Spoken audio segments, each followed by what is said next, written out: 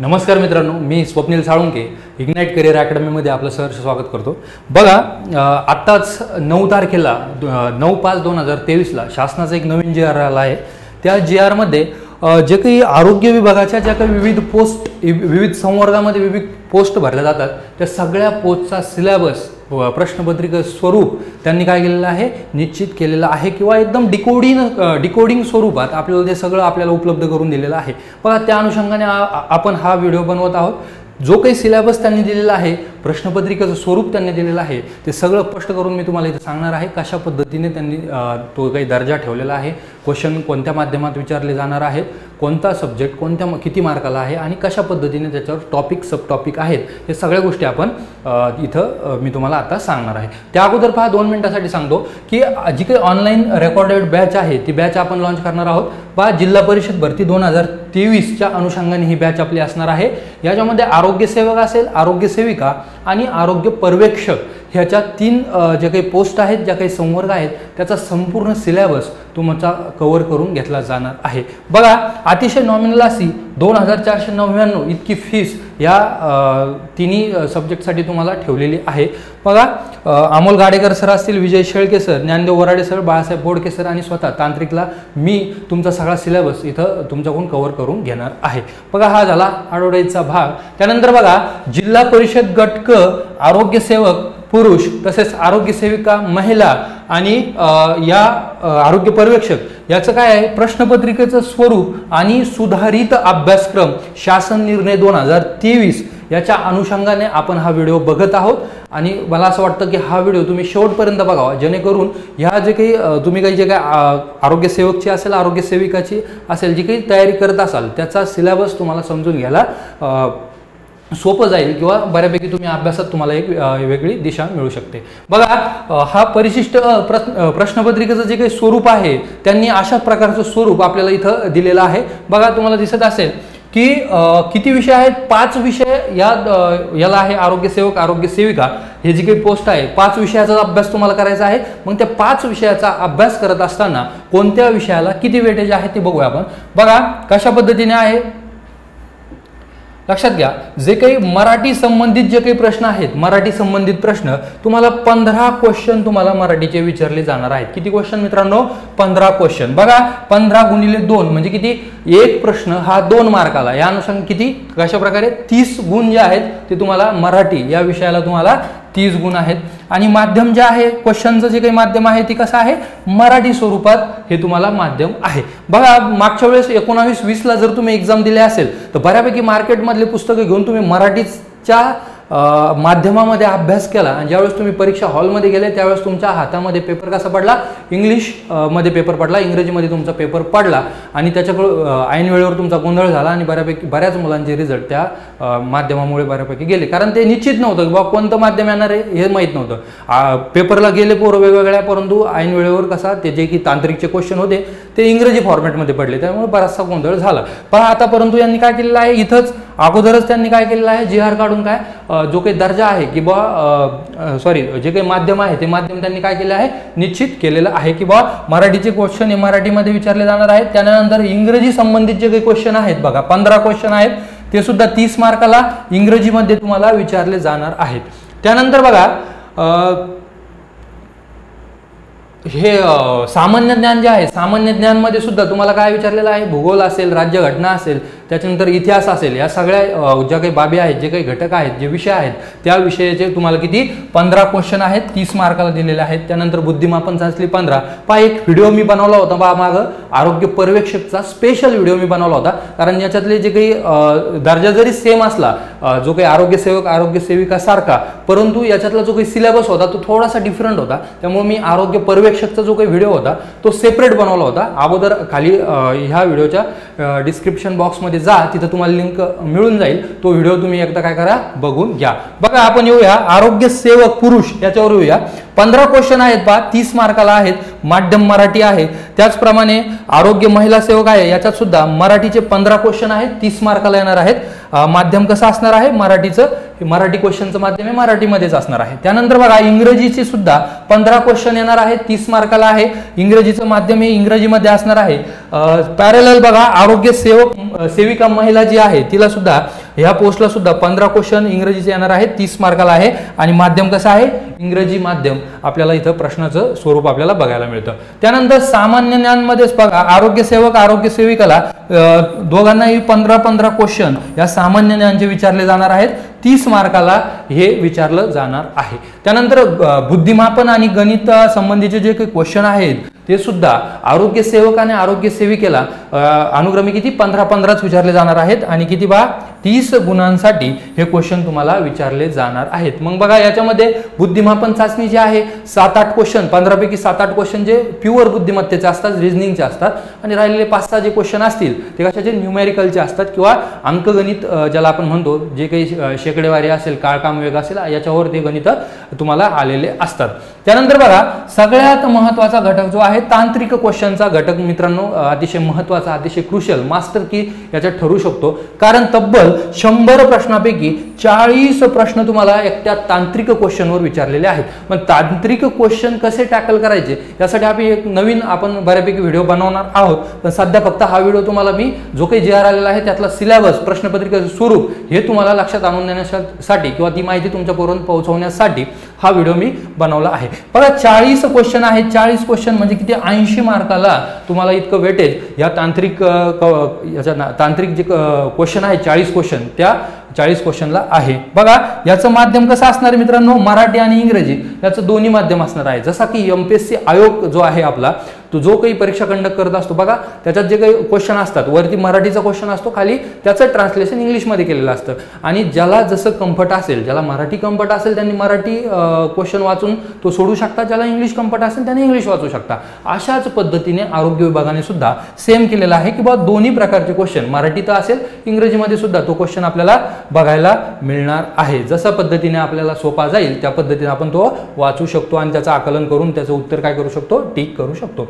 त्यानंतर बघा अशा प्रकारे टोटल मित्रांनो 100 क्वेश्चनची जी काही आहे ती एक्झाम तुमची होणार आहे। किती क्वेश्चनची 100 क्वेश्चनची एक्झाम होणार आहे आणि तिला मार्क किती आहे, मेरिट जे आहे ते 200 मार्कापैकी तुमचं काय आहे मेरिट तुमचं लागणार आहे। आणि वेळ किती आहे मित्रांनो 120 मिनिटं इतका वेळ या दोन्ही पेपरला तुम्हाला आहे। किती आरोग्य सेवक आरोग्य सेविका या दोन्ही पदाच्या पेपरला किती मिनिटं आहे 120 मिनिटं म्हणजे किती 2 तास, किती 2 तास तुम्हाला 2 तासात हा काय करायचा आहे हा पेपर सोडवायचा आहे। 2 तास म्हणल्यानंतर असं वाटतं आपल्याला की खूप वेळ आहे आपण सहज सोडू शकतो, पण जसा तुम्हाला सिलेबसचे घटक तुम्ही अभ्यासाल त्यावेळेस तुम्हाला कळेल की बाबा कशी तारेवरची कसरत करावी लागणार आहे हे 2 तासामध्ये हे सगळं सोडवण्यासाठी। आणि बघा या दर्जा जो काय आहे प्रश्नपत्रिकेचा जो की दर्जा आहे तो दर्जा सुद्धा यांनी स्पष्ट केलेला आहे। परंतु लक्षात घ्या पर्यवेक्षकचा जो व्हिडिओ आपण बनवला होता मागं त्याच्यामध्ये ह्या आरोग्य विषयक आणि विज्ञान विषयक प्रश्न कोणत्या दर्जाचे आहेत, पदवी विषयक म्हणजे पदवीच्या दर्जाचे ते क्वेश्चन तुम्हाला तिथे विचारलेले होते। एवढा डिफरन्स फक्त याच्यात तुम्हाला लक्षात घेणं काय आहे गरजेचं आहे। त्याच्यानंतर बघा मराठी आणि इंग्रजी बौद्धिक चाचणी आणि सामान्य ज्ञान याच्यामधले घटक सुद्धा मी तुम्हाला इथं काय करतो थोडक्यात सांगतो, तसं आपण त्या पर्यवेक्षकच्या व्हिडिओमध्ये सुद्धा डिटेल स्वरूपात घेतलं होतं। बघा सर्वसाधारण शब्दसंग्रह आहे, याच्यात समानार्थी शब्द असतील, विरुद्धार्थी शब्द असतील, त्यानंतर तुम्हाला जे काही असतात शुद्ध शब्द आहे, अशुद्ध शब्द ओळखा, अशा बऱ्यापैकी कॅटेगरी या शब्दसंग्रहामध्ये आपल्याला बघायला मिळतात। हे शब्दसंग्रह तुम्हाला डिटेल स्वरूपात अभ्यासायचे आहेत। इथं ती आपल्या ज्या काही फॅकल्टी आहेत मराठीच्या ते तुम्हाला बऱ्यापैकी हे तुमचं कव्हर करून घेतीलच। वाक्यरचना सुद्धा आहे वाक्यरचना सुद्धा केवळ वाक्य असतील, संयुक्त वाक्य असतील, मिश्र वाक्य असतील, पुन्हा मिश्र वाक्याचे उपप्रकार असतील, केवळ मिश्र असेल, संयुक्त मिश्र असेल, मिश्र संयुक्त असेल, अशा प्रकारचे जे काही प्रकार असतात ते वाक्यरचनेचे प्रकार सुद्धा तुम्हाला इथं अभ्यासायचे आहेत। त्यानंतर व्याकरण असा काही एक वर्ड टाकलेला आहे, असा एक शब्द त्यांनी टाकलेला आहे। मग व्याकरण या शब्दाचा अर्थ काय घ्यायचा आपण, सगळं व्याकरण, मग शब्दाच्या ज्या काही 8 जाती असतील, नाम असेल, सर्वनाम असेल, विशेषण असेल, क्रियापद असेल, मग ह्या झाल्या अविकारी जाती असतील, मग काही विकारी जाती असतील, ह्या सगळ्या शब्दवेगी अव्यय असेल, क्रियाविशेषण अव्यय असेल, हे काय आहे ज्या काही शब्दाच्या 8 जाती आहेत त्या 8 जाती सुद्धा तुम्हाला काय करायचे आहे डिटेल स्वरूपात इथं अभ्यासणं गरजेचं आहे। बघा नाम, सर्वनाम, क्रियापद, विशेषण ह्या कोणत्या जाती आहेत विकारी जाती आहेत। आणि जे काही अव्यय स्वरूपाच्या जे काही जाती आहेत, शब्दयोगी अव्यय असतील, क्रियाविशेषण अव्यय असेल, उद्गारवाचक अव्यय असेल, या सुद्धा 4 जाती काय करायच्या आहे तुम्हाला डिटेल स्वरूपात तुम्हाला अभ्यासायच्या आहेत. बघा म्हणी, वाक्प्रचार यांचा अर्थ आणि त्यांचे वाक्यात उपयोग याच्यावर सुद्धा 5-6 क्वेश्चन याच्या बऱ्यापैकी 2-3 क्वेश्चन याच्यावरचे विचारलेले तुम्हाला बघायला मिळतात. आणि उतारावरील प्रश्न हे नवीन घटक आपल्याला मागच्या परीक्षाचा जर आपण अभ्यास केला, त्याचा जर लेखाजोखा बघितला, तर हा नवीन घटक त्याच्यात मध्ये ऍड केलेला आहे. आतापर्यंत उतारा वगैरे तुम्हाला त्या काही क्वेश्चन मध्ये येत नव्हता, पण त्या मराठीच्या याच्यामध्ये काय केलं त्यांनी 15 याच्यामध्ये एक उतारा सुद्धा टाकून दिला. म्हणजे तुम्हाला पहा किती जिक्रीचं ठरणार आहे की टाइम मॅनेजमेंट खूप तुम्हाला तारेवरची कसरत करावं लागणार आहे. कारण मराठीलाच उतारा नाही तर इंग्लिशला सुद्धा यांनी कॉम्प्रिहेन्शन टाकलेलं आहे, म्हणजे तिथं सुद्धा तुम्हाला उतारा येणार आहे. बऱ्यापैकी काय केलेलं आहे सिलेबस त्यांनी MPSC सारखा करण्याचा प्रयत्न केलेला आहे. त्याच्यामुळं क्लास 3 सुद्धा आता सोपं राहिलेलं नाही. त्या बघा उतार्यावरचे प्रश्न सुद्धा तुम्हाला सोडवायचे आहेत. मग इंग्रजी सेम 12वी लेवलचे आहे, जनरल व्होकॅब्युलरी त्यामध्ये आहे. मग याच्यामध्ये सेंटेन्स स्ट्रक्चर जे असेल, सिंपल सेंटेन्स असेल, कॉम्प्लेक्स सेंटेन्स असेल, कंपाऊंड सेंटेन्स असेल, या सगळ्या सेंटेन्स तुम्हाला इथं त्यांचा डिटेल अभ्यास करणं तुम्हाला गरजेचं आहे. त्यानंतर ग्रामर सेम पद्धतीने जे काही आहे, नाऊन असेल, प्रोनाऊन असेल, ॲडजेक्टिव्ह असेल, ॲडवर्ब असेल, या सगळ्या जाती तुम्हाला इथं ग्रामरचे जे काही आपले बाळासाहेब बोडके सर आहेत अतिशय उत्तमरित्या माइंड मॅप जे काही तयार करून म्हणजे महाराष्ट्रातली पहिली टेक्निक त्यांनी डेव्हलप केलेली आहे. त्या टेक्निकनुसार ते तुम्हाला काय सगळं ग्रामर तुमचं कव्हर करून घेणार आहेत. म्हणजे इंग्लिश जरी तुम्हाला थोडंसं टफ वाटत असलं, बऱ्यापैकी याचं वेटेज आता बरोबरीचं झालेलं आहे बाकीच्या विषयाच्या, त्यामुळं हे सुद्धा तुम्हाला अतिशय उत्कृष्टरित्या ते तुमच्याकडून तयारी करून घेणार आहेत. बघा त्याच्यानंतर कॉम्प्रिहेन्शन सुद्धा याच्यात सुद्धा टेक्निक बऱ्याचशा सरांनी डेव्हलप केलेल्या आहेत, त्या सुद्धा ते तुम्हाला सांगणार आहेत. त्यानंतर बघा बौद्धिक चाचणी जी काही आहे ती बुद्धिमापन चाचणी जी काय आहे आणि गणित हे कोणत्या दर्जाचं आहे, पदवी दर्जाचं आहे. याच्या सामान्य बुद्धिमापन चाचणी असेल, आकलन असेल, तर्क आधारित प्रश्न असतील आणि जे काही न्यूमेरिकल मॅथ असेल, अंकगणित, काळ, काम, वेग, शेकडेवारी हे जे काय आहे त्याच्या काही शॉर्ट ट्रिक ज्या असतील ते ज्ञानदेव वराडे सर अतिशय छानपैकी त्यांनी पुस्तक सुद्धा त्यांचं पब्लिश केलेलं आहे, अंकगणित आणि बुद्धिमत्ता. ते सुद्धा तुम्हाला याच्यावरचे एकदम छानपैकी तुम्हाला याच्या जे काही सिलेबस आहे या सिलेबस तुम्हाला कव्हर करून घेणार आहेत. त्यानंतर बघा सामान्य ज्ञान ही पदवी दर्जाचं आहे, इथे डिटेल स्वरूपात त्यांनी दिलेलं आहे. बघा सामान्य ज्ञान विचारणार किती आहेत मित्रांनो, फक्त 15 क्वेश्चन विचारणार आहेत. किती विचारणार आहेत, फक्त 15 क्वेश्चन या सामान्य ज्ञान विचारणार आहेत. आता लक्षात घ्या, मी सिलेबस वाचतो, तुम्ही लक्षात घ्या. भारताचा इतिहास दिलाय त्यांनी, त्याच्यानंतर भारतीय राष्ट्रीय चळवळीत, मग त्या सगळ्या चळवळी करणं गरजेचं आहे तुम्हाला. जसा तुम्ही 1947 पर्यंत स्वातंत्र्य लढ्यापासून तर 1947 पर्यंत तुम्हाला भारताच्या अनुषंगाने सगळा इतिहास तुम्हाला एकदा डोळ्या घालून घालणं किंवा तुमचा तो अभ्यास कव्हर करणं तुम्हाला गरजेचं आहे. मग असहकार चळवळ असेल 1920 ची, कायदेभंग चळवळ असेल, त्याच्यानंतर सगळ्या चळवळी ज्या काही असतील त्या सगळ्या कव्हर करायच्या. महाराष्ट्रातील महत्त्वाच्या घटनांसह, हा शब्द महत्त्वाचा आहे, महाराष्ट्राच्या घटनांसह या भारताच्या इतिहासाला त्यांनी महाराष्ट्राचा टच दिलेला आहे. महाराष्ट्राचं कॉन्ट्रीब्युशन काय होतं त्या जो काही भारत स्वतंत्र होण्यामध्ये त्याच्या अनुषंगाने तुम्हाला अभ्यास करायचा आहे. म्हणजे थोडक्यात काय तर महाराष्ट्राचा इतिहास सुद्धा तुम्हाला वाचणं गरजेचं आहे. त्यानंतर महाराष्ट्राचा जो काही भूगोल आहे, महाराष्ट्राचा भूगोल आहे, त्याच्यानंतर भारताचा भूगोल आहे, तसेच जागतिक भूगोल सुद्धा यांनी सांगितलेला आहे. मग जागतिक भूगोल ह्या तिन्ही भूगोल तुम्हाला अभ्यासायचे आहेत. मग यातले तिघांचेही प्राकृतिक भूगोल, तिघांचेही सामाजिक भूगोल, तिघांचेही कोणते आर्थिक भूगोल या अनुषंगाने महाराष्ट्र, जग आणि भारत अशा तिन्ही पद्धतीने तुम्हाला काय करायचं आहे, तो अभ्यास करायचा आहे. त्यानंतर बघा भारत आणि महाराष्ट्राच्या अनुषंगाने काय राज्य आणि शासन हे तुम्हाला अभ्यासायचं आहे. त्याच्यानंतर राज्यघटना सुद्धा तुम्हाला डिटेल स्वरूपात येणार आहे, ती सुद्धा तुम्हाला अभ्यासावी लागणार आहे. मग राज्यघटनेचा अभ्यास करताना फोकस कशावर करायचा, पहा फोकस काय, प्रिमेंबल सगळ्यात छान आली पाहिजे, आपल्याला माहिती पाहिजे. त्याच्यानंतर मूलभूत हक्क हे आपल्याला माहित पाहिजे. मूलभूत हक्क कुठून कुठपर्यंत आहेत, कोणकोणते मूलभूत हक्क आहेत, 19 मध्ये काय, 20 मध्ये काय, 21 मध्ये काय, 22 मध्ये काय, अशा पद्धतीने जे काही महत्त्वाचे आर्टिकल आहेत ते आर्टिकल सुद्धा तुम्हाला मुखपाठ असणं गरजेचं आहे. बघा क्लास 3चा पेपर आहे, 1 लाइनर क्वेश्चन तुम्हाला येतात. कसे येतात, 1 लाइनर क्वेश्चन येतात. त्यामुळं इथं असं याला कशाला लॉजिकला किंवा याला थोडंसं कमी वेटेज असतं, त्यामुळे तुम्हाला माहीतच असणं गरजेचं आहे. तुम्हाला विचारलं की बा आर्टिकल 16 काय आहे, आर्टिकल 17 काय, आर्टिकल 19 काय, हे तुम्हाला माहीत असणं गरजेचं आहे. अशाच अनुषंगाने तुम्हाला अभ्यास करावा लागणार आहे. मग त्याच्यातले DPSP ज्याला आपण म्हणतो काय मार्गदर्शक तत्व, हे सुद्धा तुम्हाला याच्यामध्ये येणार आहेत.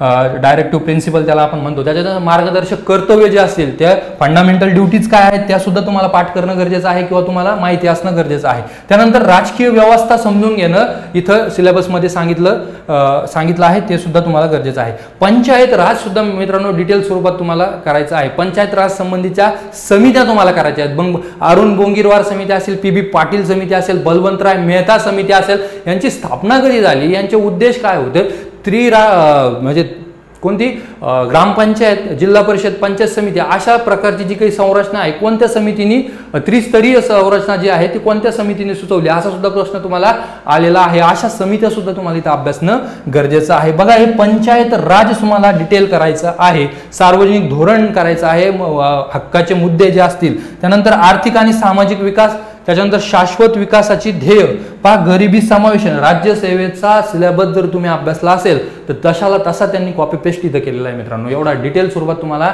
क्लास 3 ला अभ्यासक्रम दिलेला आहे. लोकसंख्याशास्त्र सुद्धा तुम्हाला अभ्यासाचं आहे. 2011ला जी काही जनगणना झाली त्या जनगणनेमध्ये जे काही बघा याच्यामध्ये कोणतं राज्य घनतेनुसार राज्याचा क्रम, उतरता क्रम, चढता क्रम, त्यानंतर महाराष्ट्राची घनता किती आहे, महाराष्ट्राची लोकसंख्या किती आहे, महाराष्ट्र लोकसंख्येमध्ये कितवा आहे, त्यानंतर SC ची लोकसंख्या किती आहे, ST ची लोकसंख्या किती आहे, टोटल लोकसंख्येच्या टोटल लोकसंख्येमध्ये कोणतं राज्य एक क्रमांकाला आहे, कोणतं आपल्या महाराष्ट्राचा जर विचार केला तर कोणता जिल्हा प्रथम क्रमांकाला आहे, या सगळ्या गोष्टी इथं तुम्हाला अभ्यास करणं गरजेचं आहे. आणि तशी परीक्षेची डिमांड आहे, सिलेबसची डिमांड आहे आणि ती तुमची इथं आपण जो काही कोर्स पब्लिश केलेला आहे त्या कोर्समध्ये सगळं तुमचं कव्हर करून घेतलं जाणार आहे. त्यानंतर बघा सामान्य विज्ञान आणि तंत्रज्ञान हा सुद्धा त्यांनी इथं सब्जेक्ट हे टाकलेला आहे, घटक टाकलेला आहे. पर्यावरणीय परिस्थितीतील जैवविविधता आणि हवामान बदल हे सुद्धा डिटेल स्वरूपात तुम्हाला इथं अभ्यासणं मित्रांनो गरजेचं आहे. त्यानंतर बघा सामाजिक समस्या ज्या आहेत, मानव विकास आणि पर्यावरण याच्या अनुषंगाने हा सिलेबस तुम्हाला कव्हर करणं गरजेचं आहे. हे घटक सुद्धा तुम्हाला अभ्यासणं गरजेचं आहे. त्याच्यानंतर बघा भारतीय अर्थव्यवस्था म्हणजे इकॉनॉमिक्सचा सुद्धा त्यांनी सिलेबसमध्ये स्थान दिलेलं आहे.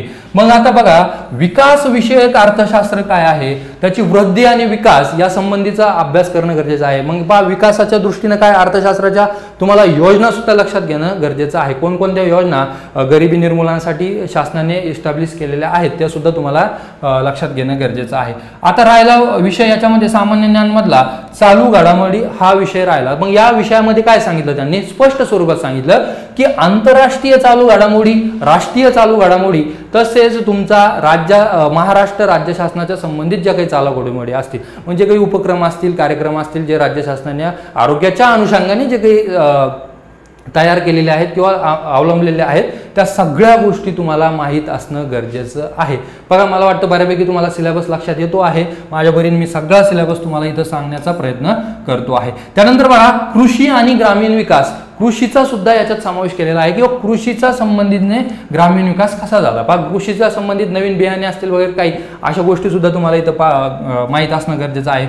आणि संबंधित जिल्ह्याचा भूगोल, मग तो भूगोल सामाजिक दृष्ट्या असेल, प्राकृतिक दृष्ट्या असेल, राजकीय दृष्ट्या असेल, या सगळ्या गोष्टी तुम्हाला संबंधित जिल्ह्याच्या अनुषंगाने करणं गरजेचं आहे. आता तुम्ही म्हणता संबंधित जिल्हा म्हणजे काय, बघा ज्या जिल्ह्यामध्ये तुम्ही फॉर्म भरताल, समजा उदाहरणार्थ तुम्ही अहमदनगरला फॉर्म भरला, छत्रपती संभाजीनगरला फॉर्म भरला, नांदेडला फॉर्म भरला, धाराशिवला फॉर्म भरला, इकडे सगळीकडे समजा ज्या ज्या जिल्ह्यात तुम्ही फॉर्म भरले त्या जिल्ह्याच्या अनुषंगाने तुम्हाला त्या जिल्ह्याचा सगळा इत्यंभूत आढावा, सगळा लेखाजोखा तुमच्या डोळ्याखालून घालणं तुम्हाला गरजेचं आहे.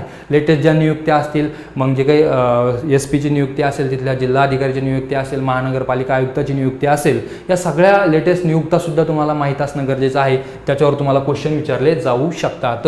त्याच्यानंतर बघा ते बघितलं आपण काय संबंधित जिल्ह्याचा जो काही इतिहास आहे तो इतिहास सुद्धा माहीत असणं तुम्हाला काय आहे गरजेचं आहे. स्थानिक बाबी वैशिष्ट्ये, आता स्थानिक बाबी वैशिष्ट्यामध्ये काय, तिथले आमदार कोण आहेत, खासदार काय आहे, लोकसभेला किती सीटं जातात, विधानसभेला किती सीटं जातात, या सगळ्या गोष्टी त्या जिल्ह्याच्या अनुषंगाने तुम्हाला खासदार आमदार सुद्धा इथं करणं काय आहे गरजेचं आहे.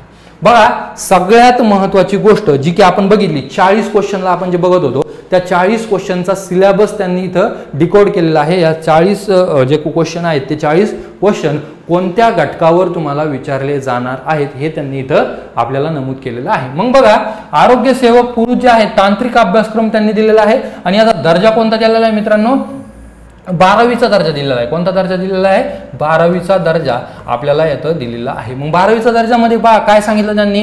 ग्रॅव्हिटेशन तुम्हाला अभ्यासणं गरजेचं आहे. जे गुरुत्वाकर्षण बल आहे त्याचा अभ्यास तुम्हाला करणं गरजेचं आहे. त्यानंतर पिरियॉडिक क्लासिफिकेशन ऑफ एलिमेंट्स, जे काही आवर्त सारणी आहे, मग आवर्त सारणीमध्ये सुद्धा मोस्लेचे आहे, डोबेराईनचं त्रिक आहे, न्यूलँडचं अष्टक आहे, या सगळ्या गोष्टी तुम्हाला, ते एलिमेंट्स आहे, बहुवारिक आहे, सगळ्या गोष्टी तुम्हाला इथं जे काही आहे इथं तुम्हाला शिकवलं जाणार आहे. हे सगळं तुम्हाला परीक्षेच्या दृष्टीने माहीत असणं गरजेचं आहे. त्याच्यानंतर ज्या काही रासायनिक अभिक्रिया आहेत, केमिकल रिॲक्शन, या सुद्धा तुम्हाला माहीत असणं गरजेचं आहे. त्याच्यानंतर इफेक्ट ऑफ इलेक्ट्रॉनिक करंट, हे सुद्धा महत्त्वाचं आहे. हीट, जे काय उष्णता, हा जो काही चॅप्टर आहे यावर सुद्धा तुम्हाला इथं भर दिलेला आहे. त्याच्यानंतर रिफ्रॅक्शन ऑफ लाईट, जे काही प्रकाशाचं परावर्तन असेल, अपवर्तन असेल, या सगळ्या गोष्टी तुम्हाला इथं अभ्यासणं गरजेचं आहे. त्याच्यानंतर कार्बन कंपाऊंड आहेत, हे माहीत असणं गरजेचं आहे.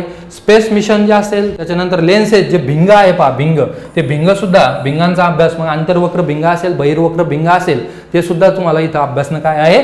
गरजेचं आहे. त्याच्यानंतर पहा लाईफ प्रोसेस, त्याच्यानंतर इन्व्हायरमेंटल मॅनेजमेंट जे आहे, पर्यावरणीय व्यवस्थापन, हे सुद्धा इथं अभ्यासायचं आहे. त्यानंतर ॲनिमल क्लासिफिकेशन आहे, 10 गट जे आहेत, आर्थ्रोपोडा असेल, मोलस्का असेल, जे काही गट असतील, त्या गट असतील ते सगळे गट तुम्हाला इथं, जे ॲनिमलचे जे गट आहेत त्या ॲनिमलचे सगळे गट क्लासिफिकेशन तुम्हाला अभ्यासणं गरजेचं आहे. त्याच्यानंतर पहा इंट्रोडक्शन ऑफ मायक्रोबायोलॉजीचा अभ्यास तुम्हाला एक तोंड ओळख असणं थोडक्यात तुम्हाला गरजेचं आहे. त्याच्यानंतर सेल्युलर बायोलॉजी आहे, सेल्युलर बायोलॉजी सुद्धा तुम्हाला माहिती असणं गरजेचं आहे. त्यानंतर डिझास्टर जे आहे, आपत्ती व्यवस्थापन, डिझास्टर मॅनेजमेंट, हे सुद्धा त्यांनी टाकलेलं आहे. म्हणजे बऱ्यापैकी त्यांनी राज्यसेवेचा मेनचा सिलेबस त्यांनी इथं मित्रांनो कॉपी पेस्ट केलेला आपल्याला बघायला मिळतो. थोडं याच्यातले तुम्हाला ह्या 40 क्वेश्चनमध्ये सुद्धा तुम्हाला विचारलं आहे. म्हणजे कसं आहे माहिती आहे का, बऱ्यापैकी त्यांनी काय केलेलं आहे? डिकोडिंग केलं आहे, परंतु इतकं बारीक केलं आहे की बाबा सिलेबस इतकं हॉस्ट करून टाकला आहे की ती क्लास 3ची परीक्षाच वाटत नाही. अशा पद्धतीने वाचते. म्हणजे मला सिलेबस समजून सांगायला किंवा वाचायला एवढा वेळ लागतोय, तर ते वाचन करायला किती वेळ लागेल तुम्हाला, हे तुम्ही समजून घ्या. पण टेन्शन घेऊ नका, इथं आपली सगळी एकदम उत्कृष्ट फॅसिलिटी आहे, सगळा रिसोर्स आपल्याकडे आहे, सगळं अवेलेबल आहे, एकदम उत्तम प्रकारे तुमच्याकडून ते करून घेतलं जाणार आहे. त्यानंतर बघा तांत्रिक अभ्यासक्रम जे काय, आरोग्य सेवक, हा कशा महिलांसाठी बघा कोणता आहे? कम्युनिटी हेल्थ नर्सिंग जो आहे, समुदाय आरोग्य शुश्रूषा असा शब्द आहे पहा, शुश्रूषा, हा तुम्हाला मराठीला शुद्ध शब्दाला विचारला जाऊ शकतो पहा. हा नर्सिंग आहे. त्याच्यानंतर हेल्थ प्रमोशन आहे, आरोग्य शिक्षण आणि संवर्धन. त्याच्यानंतर न्यूट्रिशन, पोषण आहार पहा, हे महत्वाचे. न्यूट्रिशन आहे, खनिज द्रव्य आहे. मग पोषण आहार शिकताना कर्बोदके काय आहेत, त्याच्यानंतर प्रथिने काय आहेत, कॅलरी काय आहेत, जीवनसत्व कोणते आहेत, पाण्यात विरघळणारे कोणते, स्निग्ध पदार्थात विरघळणारे कोणते आहेत, त्यांचे रासायनिक नाव काय आहेत, या सगळ्या इत्थंभूत गोष्टी तुम्हाला या पोषण आहारामध्ये माहीत असणं, तुम्हाला ते जाणून घेणं परीक्षेची डिमांड आहे, ते तुम्हाला गरजेचं आहे. त्यानंतर पहा मेंटल हेल्थ, मानसिक आरोग्य महत्वाचं आहे मित्रांनो. आरोग्य काय आहे? मानसिक आरोग्य सुद्धा महत्वाचं आहे. मग मानसिक आरोग्याचे कोणकोणते दुष्परिणाम जे असतात किंवा मानसिक आरोग्य ढासळण्यासाठी त्याचे उपाययोजना काय आहेत, प्रतिबंध कसा केला जाऊ शकतो, त्याच्यानंतर तंत्रज्ञानाचा वापर कसा, तंत्रज्ञानाच्या अनुषंगाने मानसिक आरोग्याला कशा प्रकारे बाधा, ह्या सगळ्या गोष्टी तुम्हाला मी शिकवणारच आहे. आणि ह्या गोष्टी तुम्हाला परीक्षेची सुद्धा काय आहे? डिमांड आहे. त्याच्यानंतर सॅनिटेशन बघा, स्वच्छता आणि व्यवस्थापन, स्वच्छतेचं व्यवस्थापन कशा प्रकारे आहे हे सुद्धा बघायचं आहे. त्याच्यानंतर ह्युमन बॉडी तुम्हाला डिटेल अभ्यासायची आहे, मानवी शरीर तुम्हाला काय करायचं आहे? डिटेल अभ्यास आहे. मग काय, कानामध्ये कोणकोणते हाडे असतात, डोळ्याचं कार्य काय आहे, डोळ्याचे रोग कोणकोणते आहेत, त्यानंतर श्वसन संस्था कशी आहे, रक्ताभिसरण संस्था काय आहे, प्रजनन संस्था कशी आहे, उत्सर्जन संस्था कशी आहे, त्याच्यानंतर रिप्रोडक्टिव्ह सिस्टम ज्याला आपण म्हणतो ती अभ्यासायची आहे. या सगळ्या 9 संस्था आहेत जवळपास मित्रांनो, या सगळ्या संस्था तुम्हाला अभ्यासायच्या आहेत. त्वचाच्या शास्त्राला काय म्हणतात, शरीराला होणारे रोग काय आहेत, या सगळ्या गोष्टी या मानवी शरीरामध्ये तुम्हाला काय करायचं आहे? अभ्यासायचं आहे. त्यानंतर बघा पुढे बघा प्रायमरी हेल्थ केअर, प्राथमिक आरोग्य केंद्र, सेवा केंद्र जे असतील बघा. मग उपकेंद्र किती? 3,000 लोकसंख्येमागे आहे. 30,000 लोकसंख्येमागे प्राथमिक आरोग्य केंद्र आहेत. त्यांचं कसं लोकसंख्येनुसार कसं त्याचे डिवायडेशन केलेलं आहे, त्याची रचना कशी आहे, कोणत्या अधिकारी तिथं काम करत असतात, किती खाटाचे आरोग्य केंद्र आहेत, या सगळ्या इत्थंभूत गोष्टी तुम्हाला विचारल्या जाऊ शकतात आणि हे तुम्हाला इथं आपण घेणार आहोत. त्यानंतर बघा काय चालू होतं आपलं, जंतू संसर्ग बघा. जंतू संसर्ग जो आहे, इन्फेक्शन. त्याच्यानंतर लसीकरण सुद्धा महत्वाचं आहे. लसीकरण कोणत्या लसी, BCG लस असेल तिची मात्रा किती, त्याच्यानंतर कालावधी किती, त्याच्यानंतर वेगवेगळ्या लस, टॅब लस असेल, कोणत्या टॅब लस कशावर दिली जाते, टायफॉइडवर दिली जाते बा, विषम ज्वरावर दिली जाते टॅब. 0.5 ml. त्याच्यानंतर असे कुष्ठरोग असेल त्याच्यावरचं लसीकरण काय आहे, त्याचे कार्यक्रम कोणकोणते आहेत. त्याच्यानंतर कॉलराची लस आहे पहा. त्याच्यानंतर मलेरिया, अजून लस निर्माण झालेली नाही मलेरियावर. त्याच्यानंतर डेंग्यूचे जो काही आजार आहे तो आजारावर अशा लसी तुम्हाला, या लसीकरण तुम्हाला घेणं गरजेचं आहे. त्याच्यानंतर टीटीचा जो काही आजार आहे त्याच्यावरचं लस घेणं गरजेचं असतं. जे लहान बाळक जन्माला आल्यानंतर त्याला गोवराची लस दिली जाते बा. अशा विविध लसी ज्या आहेत त्या लसीचा पूर्ण प्रोग्राम जो महाराष्ट्र शासनानं जे काही आयडियल वेळापत्रक ज्या लसीचं दिलेलं आहे ते लसीचं वेळापत्रक सुद्धा तुम्हाला अभ्यासणं गरजेचं आहे. तसे क्वेश्चन तुम्हाला फ्रेम झालेले आहेत. त्यानंतर बघा प्राथमिक आरोग्य व्यवस्थापन आपल्याला बघायचं आहे. त्याच्यानंतर प्रथम उपचार आणि संदर्भ सेवा ह्या सुद्धा महत्त्वाच्या आहेत. त्यानंतर बाल आरोग्य शुश्रूषा जी असेल ती महत्त्वाची आहे. त्याच्यानंतर प्रसविका व प्रसूती संबंधित नियोजन. बघा जे काही आहे पहिल्यांदा काय व्हायचं, प्रसूती ह्या घरगुती दाही मार्फत केल्या जात होत्या, परंतु आता शासनाने काय प्रसूती ह्या संस्थात्मक प्रसूती व्हाव्या यासाठी नवीन वेगवेगळ्या योजना आणलेल्या आहेत. वंदे भारत योजना असेल, वेगवेगळ्या योजना आणलेल्या आहेत. त्या प्रसूती होणाऱ्या मातेला जे काही मानधन दिलं जातं बऱ्यापैकी, त्या योजना सुद्धा तुम्हाला इथं अभ्यासायच्या आहेत. त्यानंतर बघा हेल्थ सेंटर मॅनेजमेंट जे आहे, आरोग्य केंद्राचं व्यवस्थापन कशा प्रकारे आहे ते व्यवस्थापन सुद्धा तुम्हाला इथं अभ्यासायचं आहे.